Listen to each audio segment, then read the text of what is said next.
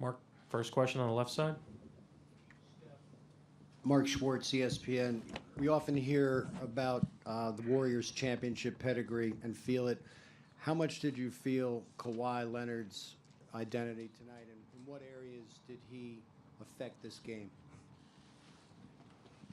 I mean, he played amazing. He hit every big shot, momentum shot that in that third quarter gave him the lead, and then kept the separation. So we played pretty well for 26 minutes, and then they took control of the game.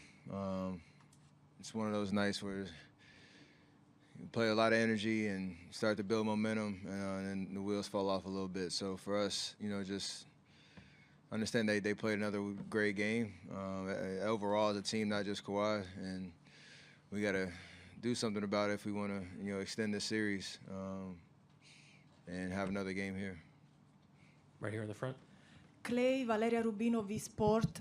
Basketball is becoming more and more scientific. How do you find the balance between pushing your limits on the court and resting your body also to come back from injuries? Is it more based on your sensations or on scientific evaluations? I think it's just based on the NBA Finals and the chance to be at this stage and compete. A lot of guys are banged up, probably on both teams, and it's just such a special opportunity. You just never know when it'll ever come back again. And obviously the science of nutrition and sports medicine is at an all-time high right now, so we have a great training staff who was able to get me back out there. Steph,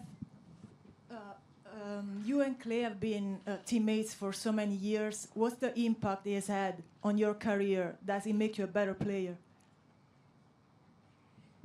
Definitely, it makes our entire team better.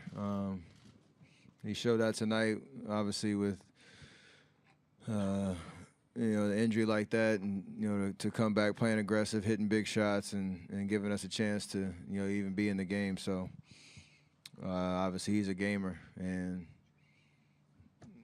you love to go to war with guys like that. And we've been doing it for a long time. Dan, standing in back right. Back here, Dan Devine from The Ringer. Guys, you've been in this uncomfortable position before and been able to come back out of 3-1 down. What can you draw from that experience in 2016 as you try to get back on the right track here? That's not over. I mean, it's not a good feeling right now, obviously. But like you said, we've been on both sides of it. And for us, it's an opportunity for us to, just flip this whole series on its head, and you got to do it one game at a time. It sounds cliche, and for us, that's literally the only way we're going to get back in this series is give everything we got for 48 minutes. Everybody that steps foot on that floor in Game 5. In our locker room, we were talking about believing. Everybody out there, believe that we can get this done. And we got, like I said, we can draw on those experiences that we had, back in the day, and see what happens. Ron in the back. Steph, Ron Karchik from the San Francisco Chronicle. You guys talk a lot about rhythm in your offense and your shooting. It seemed like you never really found your rhythm much tonight, especially in contrast to 2 nights ago. Why do you think that was, and did the Raptors try anything different on you in the wake of your big game the other night?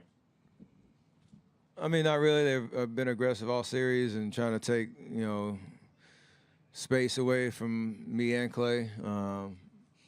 I missed some shots early that I usually make, especially, from the three-point line. But overall, I feel like I got, good looks. And obviously, I'm sure they were a little bit more, focused on us, too, considering how Game 3 went and having a great game plan. So still look at the film, figure out how I can make the right decisions with the ball in my hands and be aggressive and assertive and make those adjustments for Game 5.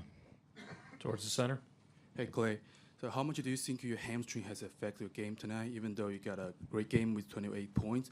But did you still feel the pain and play through it? Because we saw you kind of limped when you get off the court. It didn't affect me. And like I said before, it's the finals. It's a long season. You play 100-plus games. You're going to be banged up. But you just got to dig deep.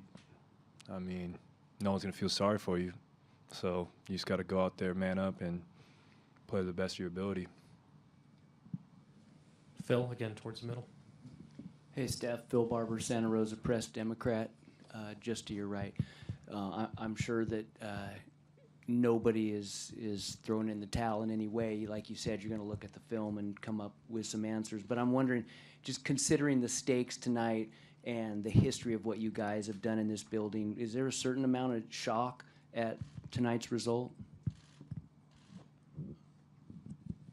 I mean, not really. We try to win every game we play. I mean, you don't succeed the way we have over the course of these years without that mentality. So, as the second half unfolds and things aren't going our way, we're still, like we said, fighting and trying to, get over the hump. But, until the final buzzer sounds and somebody gets the 4 wins, we still, have life and having an opportunity to win. So, like Klay said, nobody's going to feel sorry for us at all. It's just a matter of, can we get it done or not?